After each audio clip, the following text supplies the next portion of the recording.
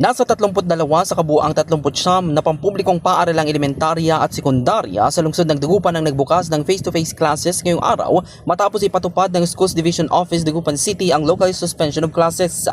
Ayon kay Dr. Marciano U. Soriano Jr., ang Officer in Charge Schools Division Superintendent ng SDO Dagupan City, isinagawa ang localized suspension alinsunod sa kautusan ng Central Office at upang mabigyan ng pagkakataon ng mga school head na magpasya batay sa aktwal na sitwasyon ng kanilang paaralan at mga mag-aaral dahil sa nagdaang kalamidad.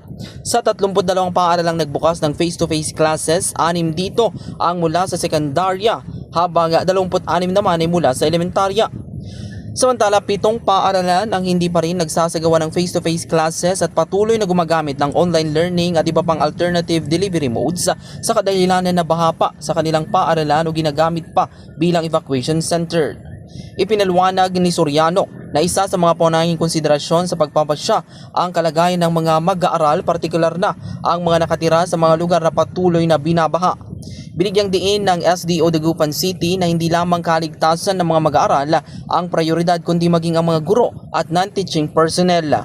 Samantala, sinabi ni Soriano na kinakailangan ipagpatuloy ang pag-aaral sa kabila ng mga naunang suspensyon dahil sa mga bagyo. Malapit na rin anyang pagtatapos ng kasalukuyang instructional block kaya't kailangang matiyak na matatapos ng mga mag-aaral ang kinakailangang competency bago ang pagsusulit sa pagtatapos ng unang termino.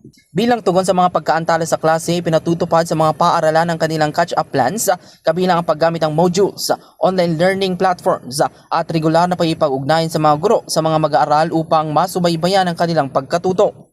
Patuloy namang minomonitor ng mga school head at public school district supervisor ang sitwasyon ng bawat paaralan upang matiyak na ang anumang desisyon hinggil sa pagbubukas o pagsususpindi ng face-to-face classes ay nakabatay sa kaligtasan at kalagayan ng komunidad. Sa kabila ng muling pagbubukas ng karamihan sa mga paaralan, mananatiling localized ang pagpapatupad ng suspensyon upang maiangkop ang desisyon sa aktwal na kondisyon ng bawat paaralan at lugar, lalo na sa nararanasang masamang panahon.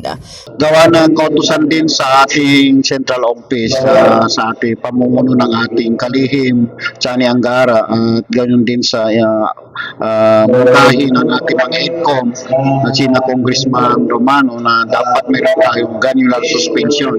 Kaya po pinatupad natin ang granular suspension na kung saan ang mga school head, sila na lang mismo ang may mag-akta na kung mayroong suspension ng face-to-face o kaya mayroon tayong alternative delivery mode.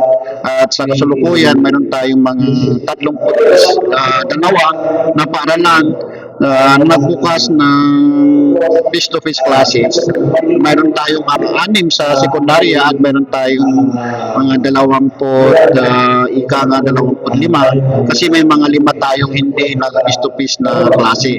Dahil din sa ikonsidera natin ang mga mag-aaral kung saan sila nakatira at kung saan kung ano ang sitwasyon ng mga mag-aaral.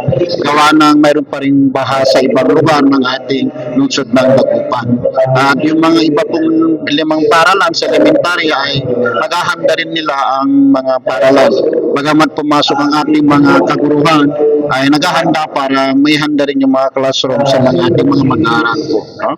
Sa kabuuan, mayroon tayong mga 7 na paaralan na hindi pa rin nagkaroon ng face-to-face na klase at mayroon patuloy pa rin yung mga online at alternative delivery mode po.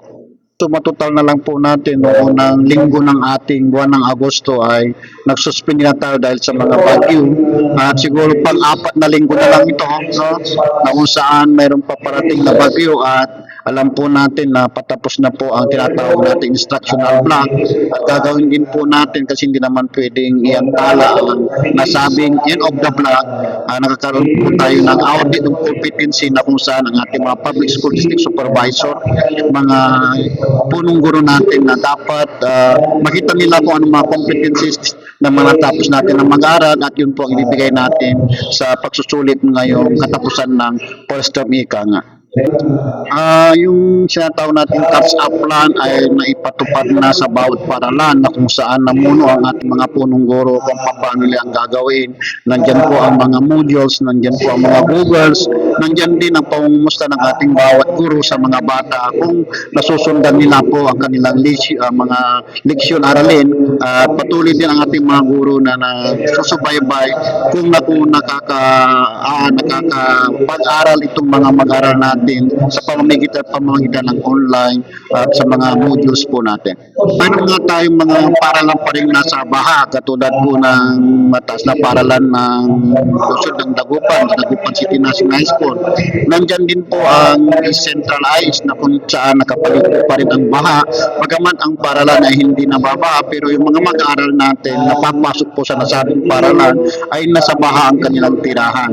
At mayroon din po tayong elementary na kung saan nababaha pa rin yung Lasip Grande at ang mga katabing paralan natin na kung saan konsidera natin ang baha ng paralan upang masigurado ang ligtas yung mga mag-aaral natin at hindi lang mag-aaral kundi yung mga kaguruhan din po natin at mga non-teaching personnel po natin. Para sa programang Bombo Anit Ugto, Patrol numero 5, Bombo Oliver da Kumus nag-uulat. This is Bombo Radio Philippines, the number 1 radio network in the country, your trusted source of news and information, basta radyo. Bombo!